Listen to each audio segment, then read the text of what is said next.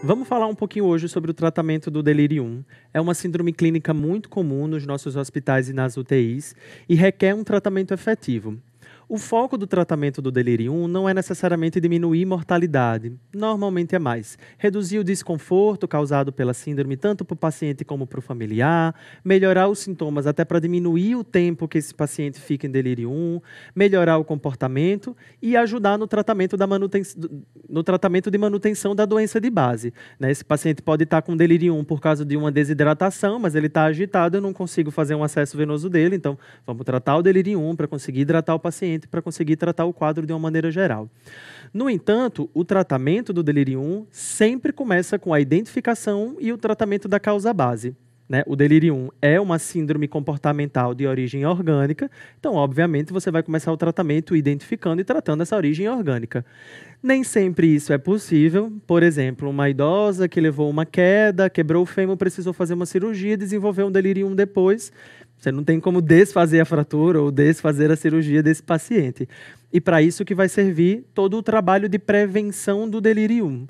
A gente tenta, né, fazer uma avaliação muito profissional desse paciente na hora que ele chega no hospital, para já identificar os fatores de risco dele, para de repente a gente já começar a abordar isso. Então, coloca ele numa sala especial, numa sala que tem janela, por exemplo, já começa a identificar alguma outra coisa que pode causar o delirium e já começa a corrigir. Então, é uma paciente que está tomando muita medicação, vamos enxugar essa prescrição desse paciente, vamos fazer intervenções ambientais como essa que eu falei, de iluminação, de barulho do ambiente. Se é uma paciente que usa óculos ou que usa prótese auditiva, traz o óculos, traz a prótese auditiva dessa senhora, para que ela possa usar durante a internação e ficar mais guiada dentro dessa internação. Não existe medicação específica para prevenção. Tem alguns estudos ultimamente saindo com o uso de antipsicótico, né, risperidona, olanzapina ou quetiapina, para prevenção. O paciente internou para fazer uma cirurgia, você já começa a dar risperidona para ele e isso preveniu o aparecimento do delirium. No entanto, esses estudos ainda são pequenos, não tem hoje em dia sustentação nos estudos para a utilização disso de forma irrestrita. Então, a princípio, prevenção de delirium são medidas não farmacológicas. E não teve jeito, o paciente entrou no delirium, a gente tem que passar para o tratamento. A gente sempre começa com um tratamento com as medidas não farmacológicas para depois ir para as medidas farmacológicas. Entre as medidas não farmacológicas, vocês vão ver que tem muita coisa muito próxima da própria prevenção. Então, evitar polifarmácia, cuidado com as síndromes de abstinência. Então, é um paciente que faz uso de benzodiazepínico ou que fuma em casa e que, quando interna, entra em síndrome de abstinência dessas medicações ou dessa droga. Trata isso, trazer algumas ajudas de memória para esse paciente. Então, botar um relógio, um calendário, trazer uma foto para que ele se sinta familiarizado com aquele ambiente. A presença de um familiar tem a mesma função de ajudar ele a encarar aquele ambiente como sendo um ambiente dele também, certo? Todas as questões de controle ambiental, especialmente de iluminação, então, luz forte durante o dia, luz fraca durante a noite, colocar esse paciente para fazer um passeio, um banho de sol no jardim do hospital, como uma maneira de ajudar ele a ficar mais guiado nos ciclos de sono e de dia. Evitar a imobilidade desse paciente, então tentar tirar os acessos quando possível, justamente para que ele faça o passeio no jardim, certo? Manter esse paciente nutrido, hidratado, controlado de dor, oxigenado. Tudo isso ajuda você a tratar esse quadro de delirium, certo?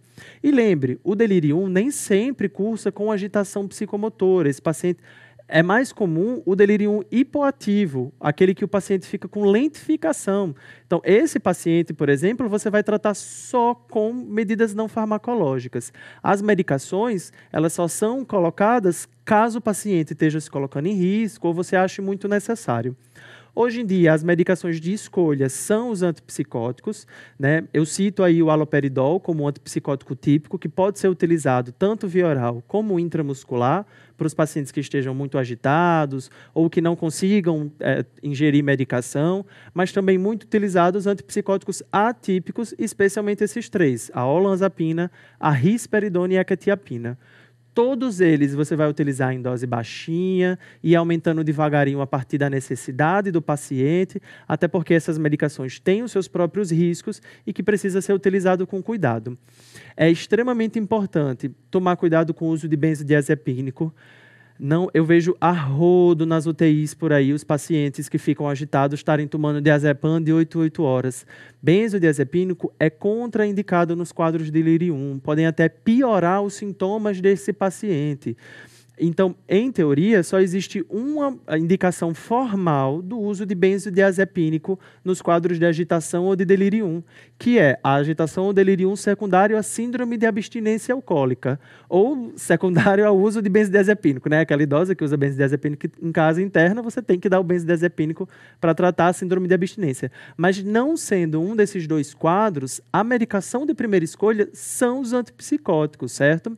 Além disso, tem estudo com algumas outras medicações, a melatonina, a desmetomidina, os anticolinesterásicos, que são as medicações utilizadas para o tratamento dos quadros demenciais. No entanto, nenhuma dessas medicações ainda tem uma evidência muito grande e por isso que o tratamento de escolha vai ser os antipsicóticos.